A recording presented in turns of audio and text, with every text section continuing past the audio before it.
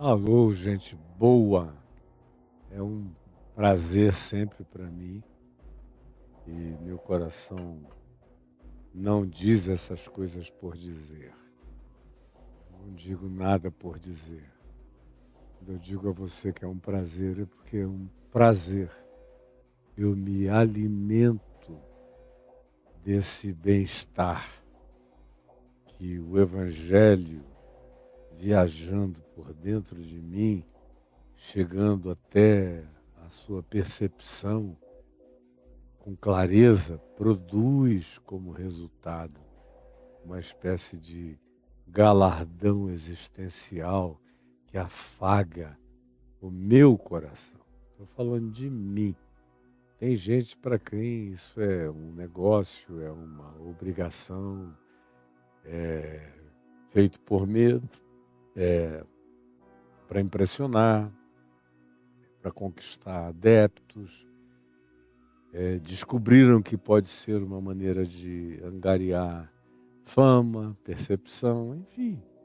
As razões das pessoas são as mais variadas e Paulo garante que se não for feito com amor, nada aproveitará, nada, coisa nenhuma. Mesmo dar o próprio corpo para ser queimado, pegar todos os bens e dar aos pobres, ou chegar com a maior fanfarrice de fé, ou as expressões mais exclusivas de conhecimento, ou de ciência, ou de qualquer outra coisa, se não for feito, praticado e vivido com amor, é vento, é latão batendo, é oquidão, é vazio, é o nada, é o nihilo, não traz nenhum proveito para a sua existência e para a existência de ninguém.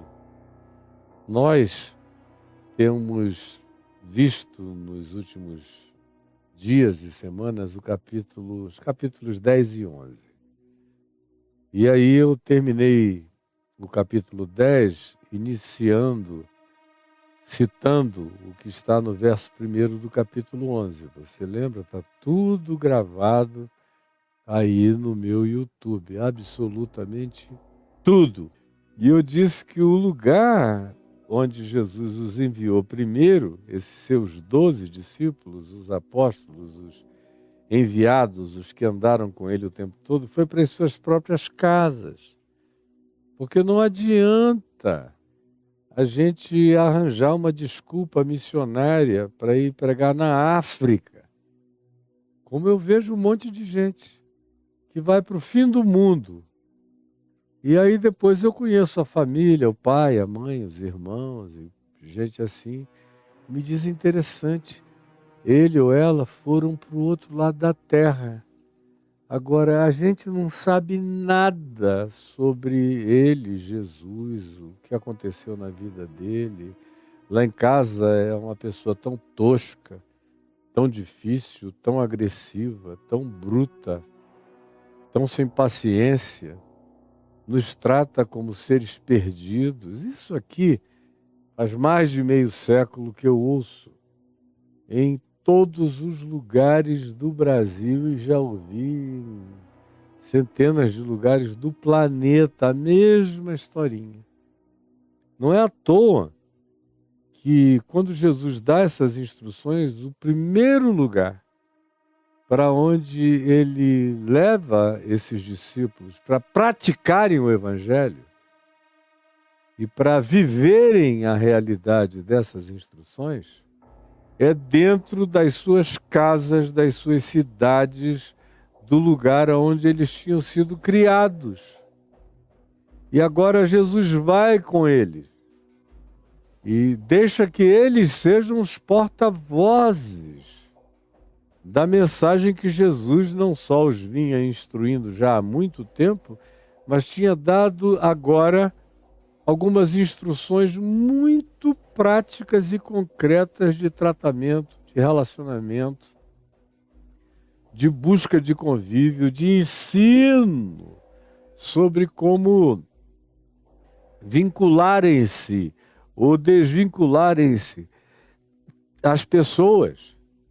De modo que a gente teve, depois que se diz isso no verso 1º do capítulo 11, aquele parêntese que diz respeito ao que eu falei na sexta-feira passada e na quinta, que os discípulos de João Batista foram enviados por João Batista para saber, tu és aquele mesmo que eu anunciei que tinha chegado, ou a gente tem que esperar um outro ainda? E eu dei as razões e falei como a expectativa teológica ou escatológica pré-definida que condicione e que configure e que defina e que amarre a mente das pessoas faz com que mesmo aqueles que estavam andando com Jesus todo dia, ou aquele que tinha passado a vida se preparando para anunciar a vinda do Messias, como for o caso de João Batista, e que tiveram o impacto de Jesus desde o ventre materno, como o Evangelho de Lucas nos diz aqui, eu repeti para vocês sexta passada, pode ser assolado por alguma dúvida. Quando a doutrinação teológica e escatológica parecem não combinar com Jesus.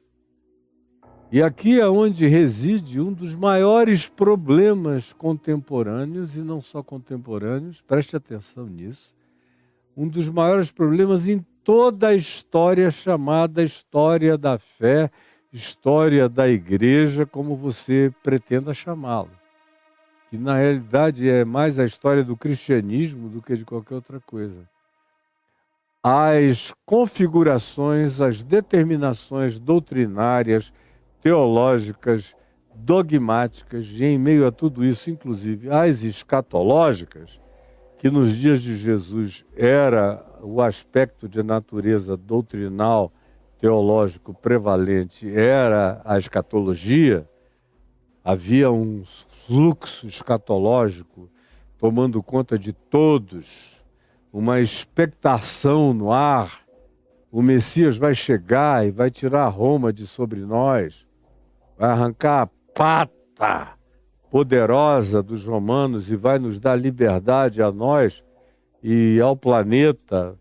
Vai ser o cumprimento das profecias para conosco, para com os filhos de Israel e para com todos os gentios do mundo. Era isso que Isaías, Jeremias, Ezequiel e tantos outros tinham falado, e eles esperavam que aquela fosse a hora. E tinha um movimento rabínico intenso, tanto quanto movimentos de seitas radicais, como os essênios. Os próprios zelotes criam nisto, com essa mesma expectação. A mesma coisa os fariseus, de natureza mais piedosa, tinham essa escatologia definida, e agora o próprio João tinha alimentado o coração dele com essa esperança de que ele próprio veria ainda os dias da soberania do Messias se manifestando sobre tudo, sobre todos, e cria que o reino de Deus viria com visível aparência e manifestar-se-ia como algo histórica, concreta e factualmente inegável, inquestionável e acachapantemente poderoso, real e vitorioso em todas as perspectivas. Por isso, quando ele vê Jesus só com bem-aventurados, os mansos, os misericordiosos, os tem fome e sede de justiça, os perseguidos por causa da justiça, ou pelo meu nome, os que são construtores de pontes, e esses que vieram e que aceitam o papel de serem o melhor gosto de Deus do mundo, o sal da terra, a luz do mundo, mas não entra em nenhum aspecto do tipo, vamos preparar uma milícia, vamos nos prover de armas, vamos tomar o reino de Deus à força. Vamos estabelecer a teologia do domínio.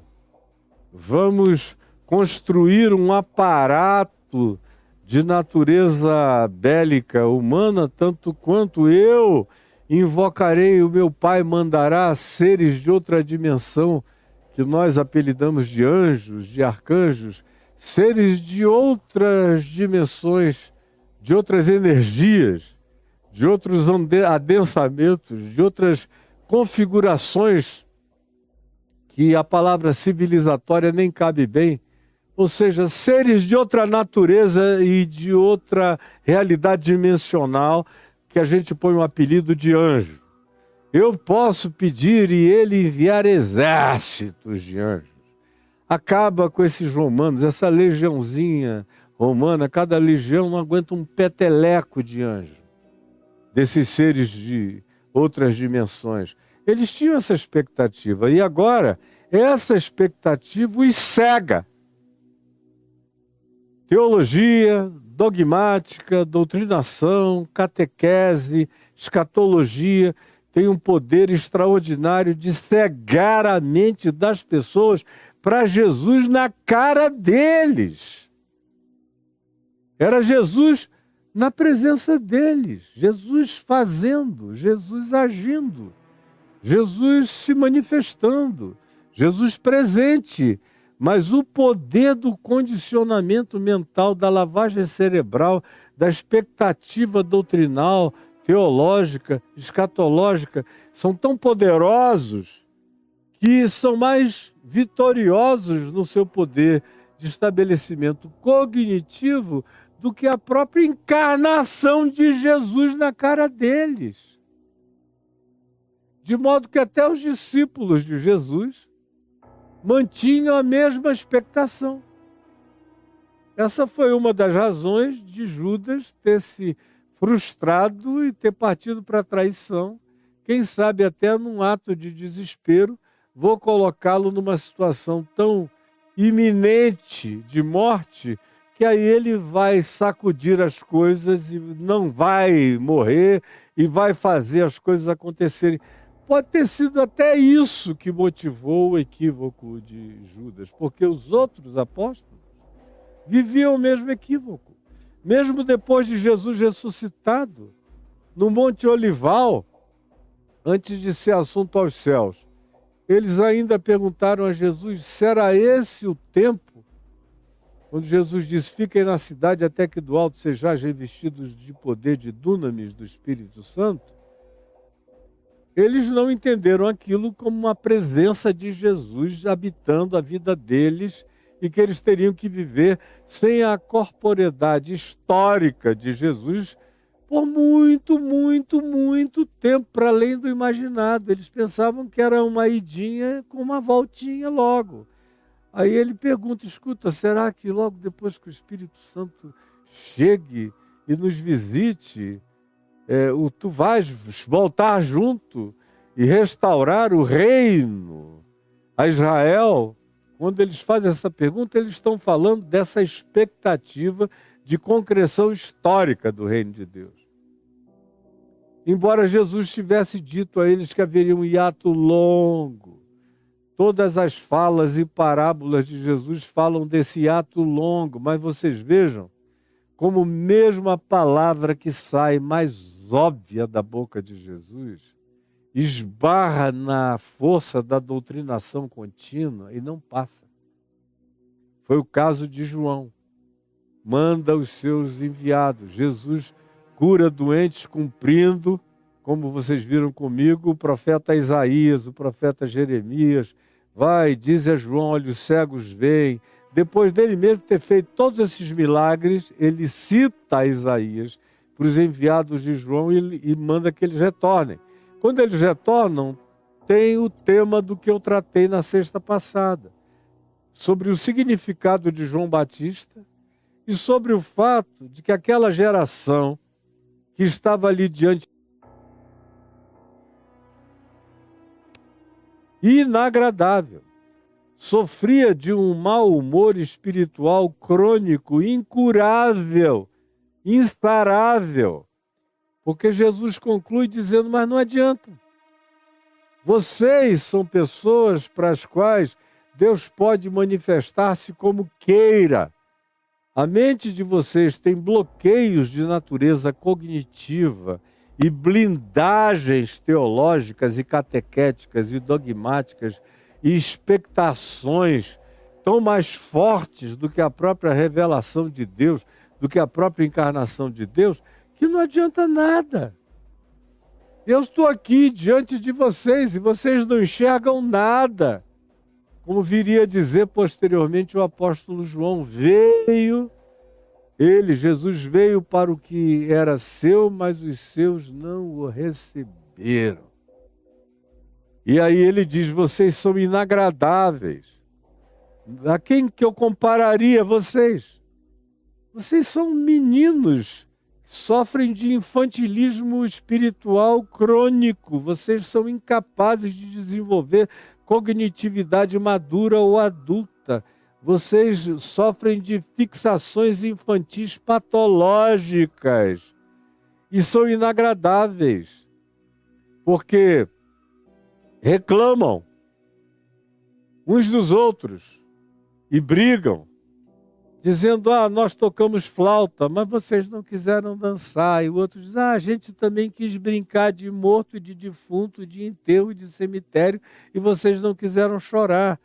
Jesus disse, vocês são impossíveis de agradar, porque veio João Batista, que era um funeral vivo, chamando vocês ao arrependimento, dizendo que o machado estava na base da raiz. O que vocês fizeram? Vocês disseram, é um endemoninhado, é um doido do deserto, e se desagradaram dele. Aí venho eu, o filho do homem, que como, bebo, acolho, falo, converso, rio, vou a festas, a banquetes, jejuo, oro, curo, me alegro, celebro, tenho ritmo, danço, abraço os dançantes, lido com a angústia humana, com a miséria, choro com os que choram, me alegro com os que se alegram, faço tudo isso e vocês dizem, eis aí um glutão, bebedor de vinho, amigo de meretrizes, publicanos e pecadores.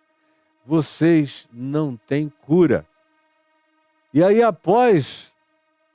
preste atenção, após trazer esse vaticínio, após trazer esse diagnóstico, ele joga um prognóstico a respeito desse tipo de atitude que ele via no meio daquela geração e que eu vejo, por exemplo, de maneira muito piorada no meio desta geração. No meio desta geração. É horrível, é pior do que esta, é inagradável. E você traz o evangelho mais limpo, mais puro, mais simples, mais descomplicado, mais expostamente visceral, mas eles sentem coceiras no ouvido, como diz Paulo. Eles escolhem os seus mestres de acordo com as suas preferências, e aí é aí que ficam. Não querem saber de absolutamente nada, nada, nada, nada. Pois bem, essa é a situação. É o que eu vivo todo dia. Sinceramente, eu sei que o que eu digo é a coisa mais límpida, pura, bela, santa e cheia da graça e da virtude de Jesus, mas é ofensivo para os ouvidos de milhões de pessoas. Eles não leem os evangelhos, eles não conhecem o Novo Testamento, e os que conhecem vão escolhendo as suas preferências, o que melhor se amolde às suas paixões, aos seus tesões, às suas irresoluções, às suas glamorizações, às suas arrogâncias e ambições, às suas luxúrias. Eles fazem as seletividades mais torpes possíveis. E Jesus é utilizado como um nome fantasia. Jesus não passa de um nome fantasia para esse grupo de pessoas que pregam em nome dele, falam em nome dele, mas dele não tem nada. E a cada dia mais o conteúdo genuíno dele é desprezado da maneira mais sórdida, camuflada e camaleônica e mimética possível. Eles se disfarçam muito bem. Como disse Jesus, são lobos vestidos, mas com vestimentas bem ajustadas que você não vê nada. Por fora parecem cordeiros, parecem ovelhas, mas é mentira. É uma simpatia que esconde aquilo que no coração é o que eles não querem encarar para eles próprios. Então, Jesus conclui essa parte, depois que ele diz de João, dizendo da inagradabilidade de João, e diz, mas também pudera.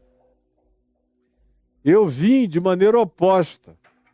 E se eles se desagradaram de João, deveriam, por uma contingência lógica e por uma contingência de pendularidade emocional, se agradarem de mim. Mas não, eles não se agradam de nada,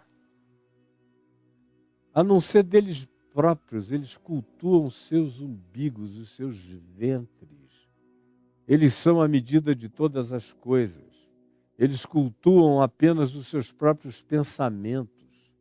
E aparentemente a consciência deles perdeu todo o poder de reação sensível ao que possa ser verdade de Deus, trazida e colocada diante do rosto deles, porque eis-me aqui e ei-los lá, rejeitando-me da maneira mais odiosa e jogando e increpando a minha vida com todos os juízos da rejeição possível.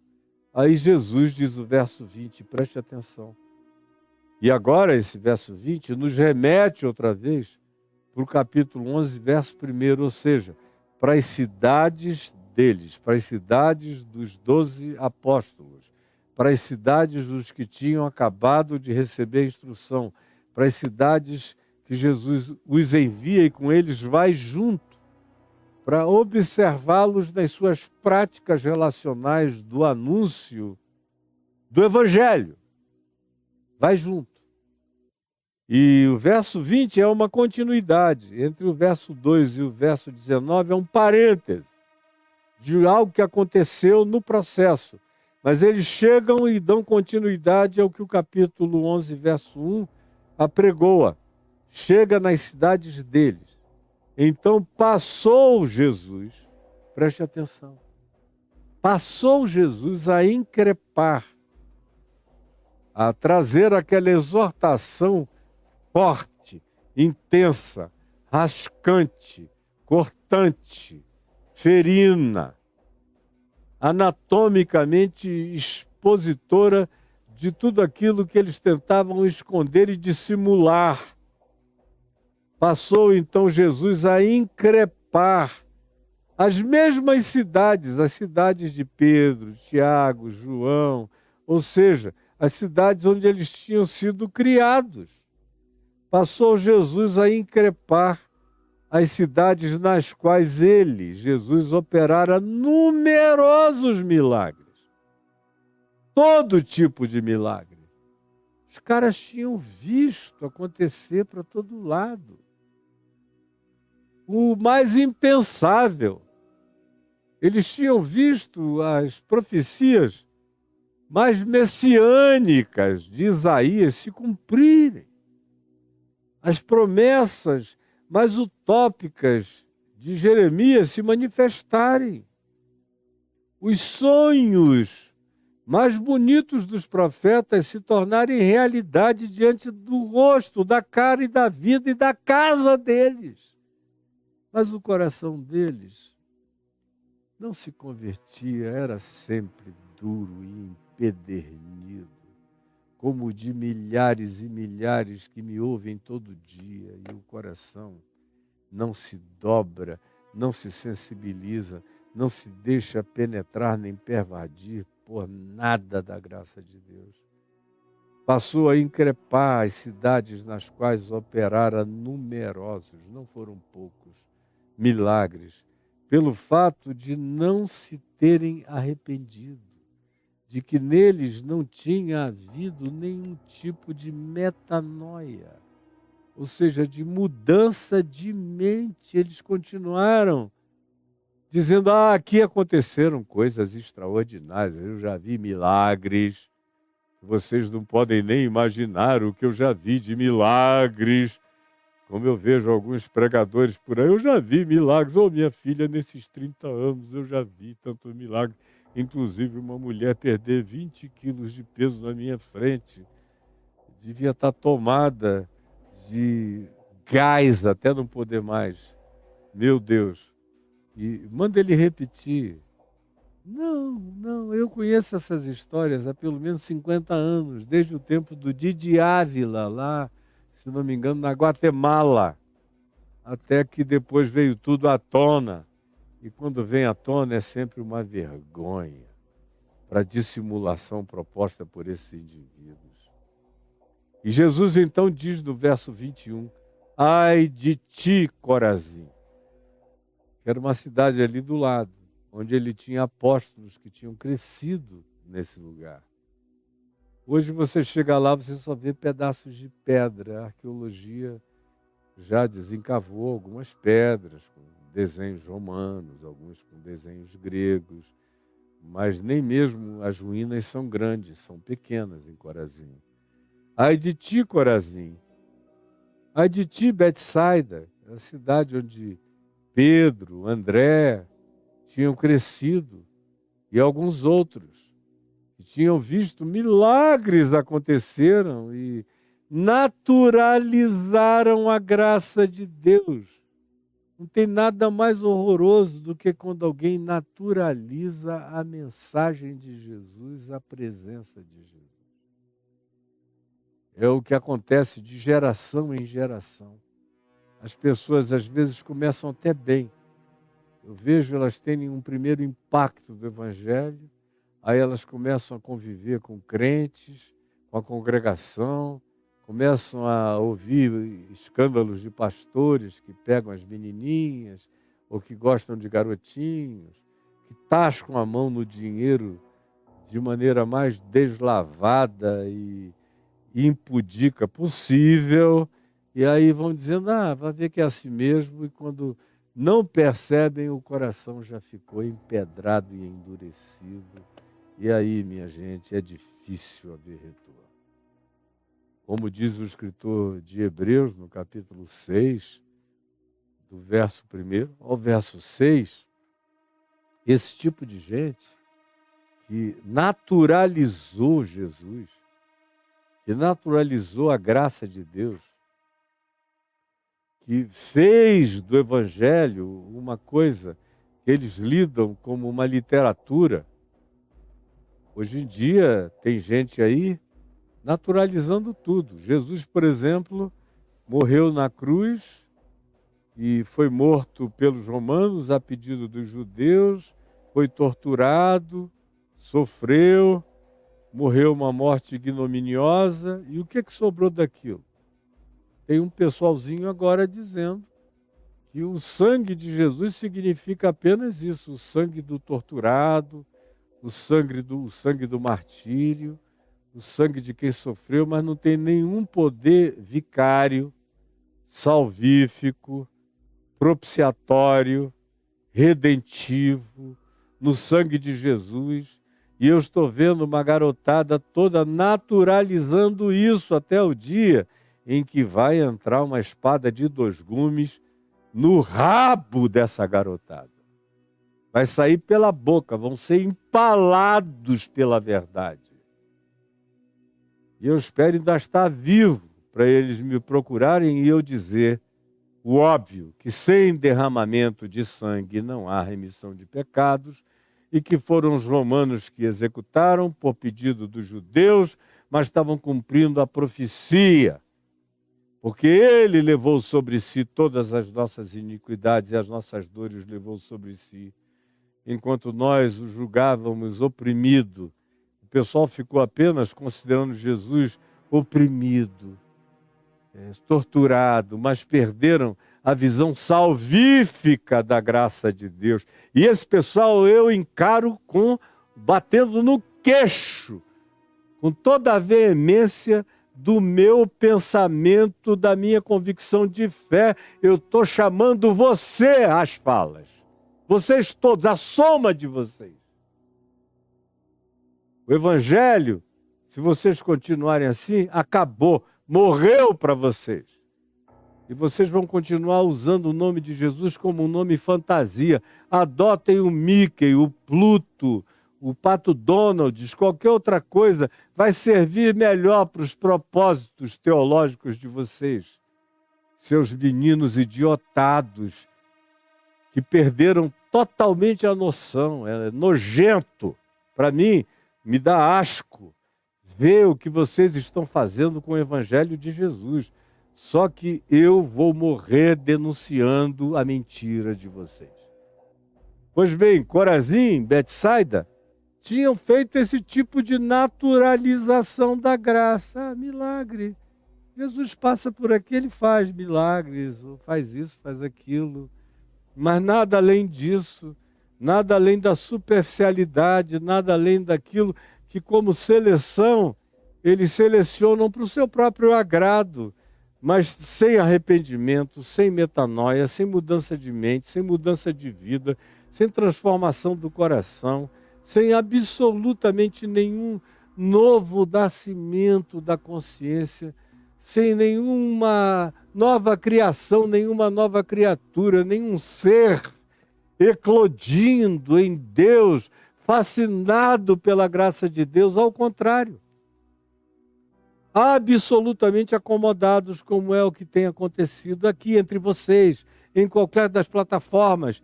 Todo mundo quase está ficando e virando isso. Até os que antes eram melhorzinhos estão ficando horrorosos. Mas não se esqueçam disso, ai de ti. Bota teu nome depois de Corazim. É contigo que você está falando. É contigo, Betsaida, que você está falando.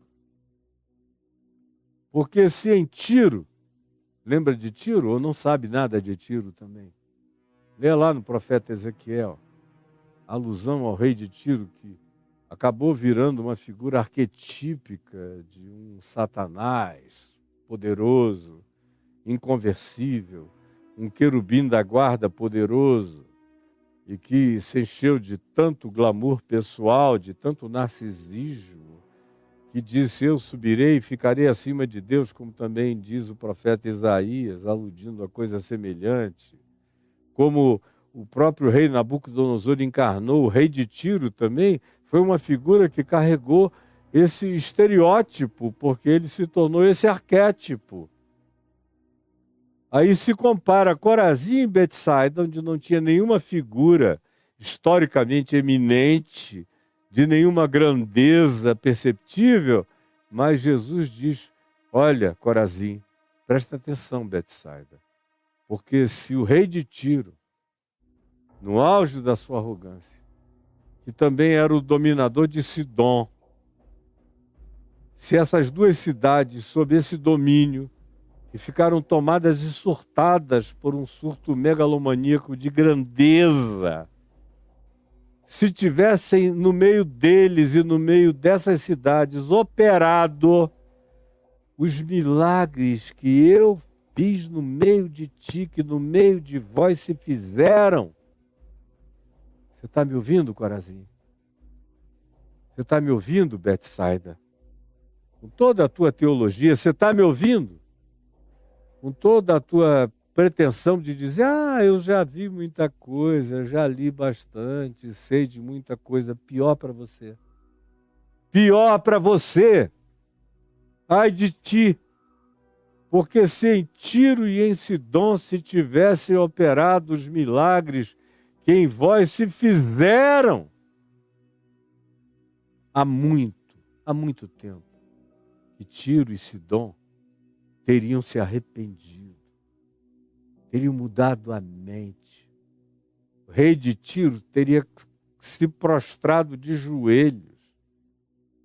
A cidade toda, que foi uma cidade glamourosa, gloriosa, hoje ela está no fundo do mar Mediterrâneo, mas a arqueologia subaquática tem achado registros extraordinários da grandeza da antiga Tiro, daquela população e da glória que eles tiveram um dia. Se no meio deles, se tivessem operado, ou por mim, ou por qualquer profeta que ali tivesse chegado, carregando a mensagem genuína de Deus, eu garanto a vocês que eles teriam se arrependido com pano de saco e cinza, botado a boca no pó, transformado a vida. Ai de ti, Corazim.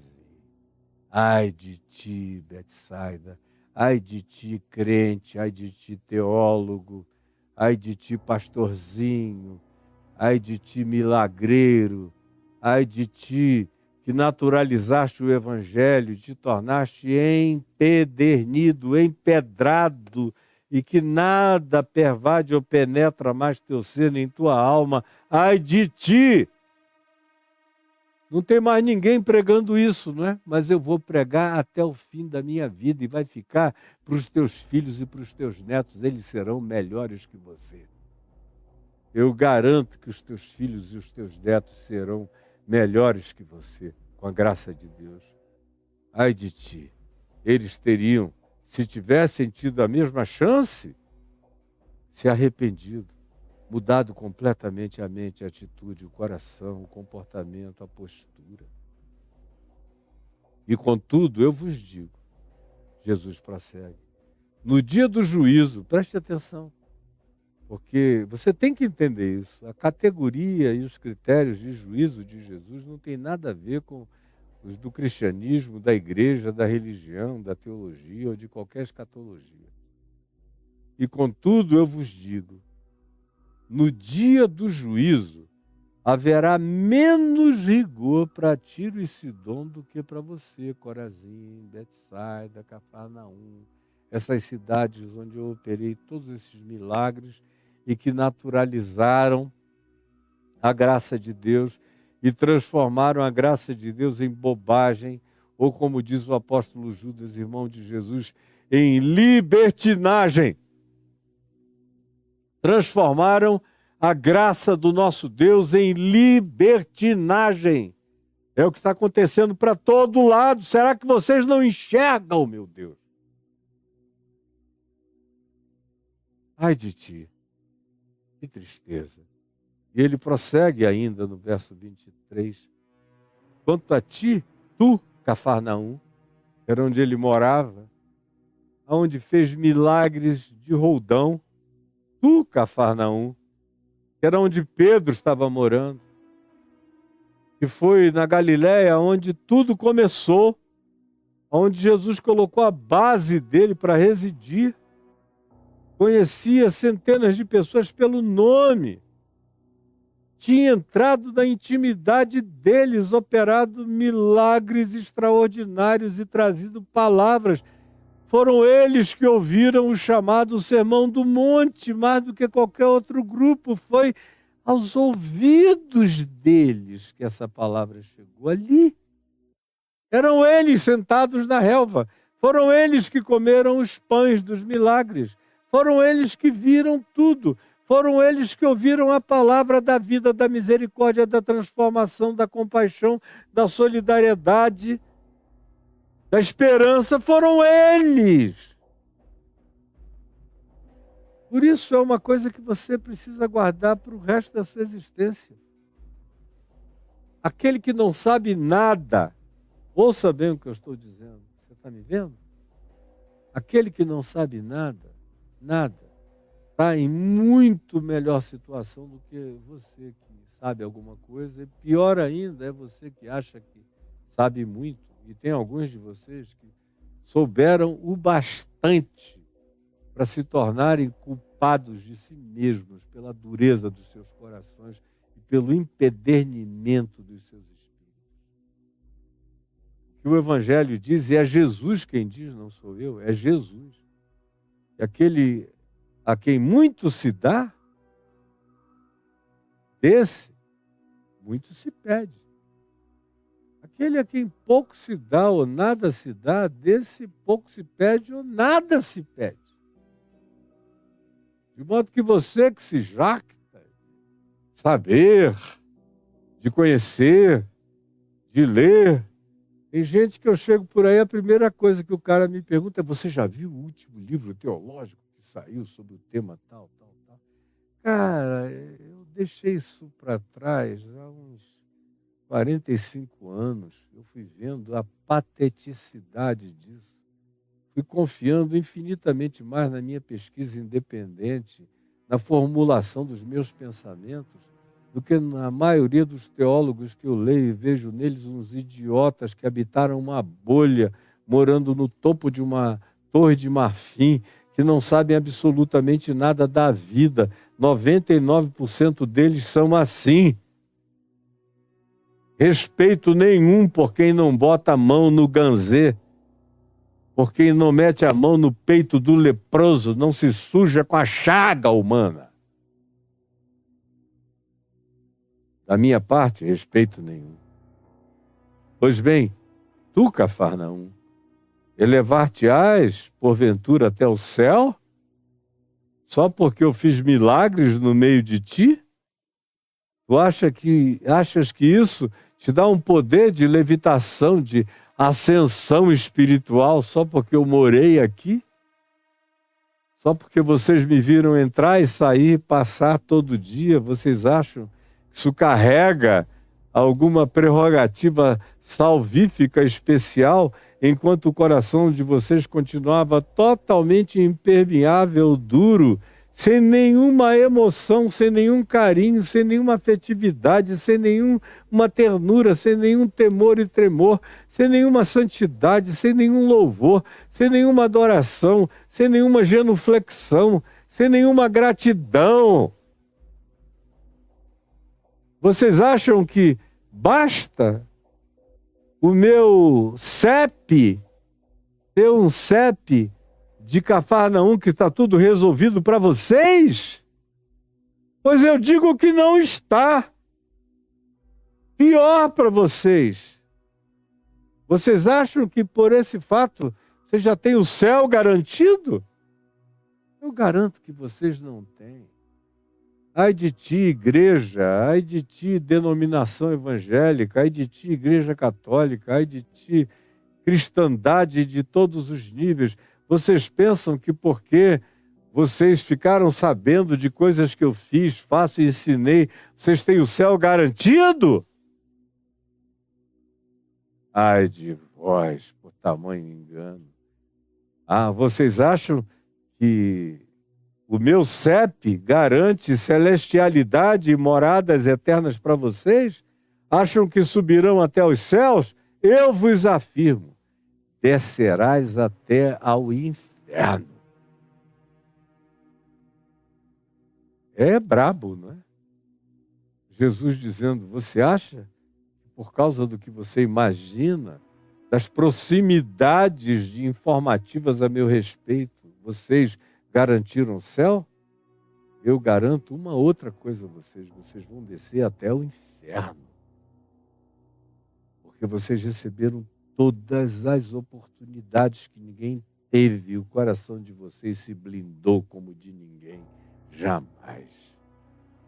E ele prossegue dizendo a ti, Cafarnaum da Silva, presta atenção aqui para mim, descerás ao inferno, porque se em Sodoma, olha a comparação, se em Sodoma, vocês vivem falando de Sodoma e de Gomorra, coitada de Sodoma e Gomorra. Sodoma e Gomorra, Jesus diz que vai se levantar no juízo e julgar a Betsaida, Corazim, Cafarnaum, batistas, presbiterianos, Assembleia de Deus, espíritas, católicos, ortodoxos, cristianismo em geral, vai ser julgado por Sodoma e Gomorra, porque Sodoma e Gomorra não sabia de nada. Soube muito pouco e o que soube nem entendeu. Agora vocês não têm desculpa, porque nós somos julgados não é pela informação que tivemos, que pelo mero fato de nos ter sido trazida nos favorece. Essa informação só é favorecedora quando eu acolho, a abraço, a vivo e a pratico. Por isso Jesus disse que bem-aventurados são aqueles que ouvem a palavra do Evangelho e a praticam. O apóstolo Paulo, escrevendo aos Romanos, diz: pois o Evangelho foi dado para a obediência em fé, no meio de todo o mundo, no meio de todos os gentios, na terra inteira. Se não for assim, ele não chega como bem-aventurança, ele chega como juízo para o teu coração empedernido, e vá dormir com esse barulho. Cafarnaum, eu te digo, não é para o céu que tu estás andando, é para o inferno. Porque sem Sodoma, se tivessem operado os milagres que em ti eu fiz, que em ti se realizaram, Sodoma teria permanecido até o dia de hoje. A Sodoma antiga foi achada desencavada no noroeste do Mar Morto, na Jordânia. E quando eu puder viajar para aquela região, eu só vou voltar a viajar para lá quando Netanyahu sair do poder. Aquele homem malévolo da guerra, do ódio. Eu não quero ter nada a ver com aquilo ali. Mas nem precisaria passar por Israel para ir lá. Basta descer em Amã e descer até a beirada do Jordão, na Jordânia, onde eles acharam, arqueologicamente falando, Sodoma, com muralhas enormes, uma cidade imensa, 6 vezes maior do que a Jerusalém amuralhada contemporânea. Era uma mega cidade. Pois bem, eu digo a vocês de Cafarnaum, que se Sodoma tivesse visto, ouvido, tido a chance que vocês tiveram, ela teria permanecido até o dia de hoje, Jesus disse, nos dias dele.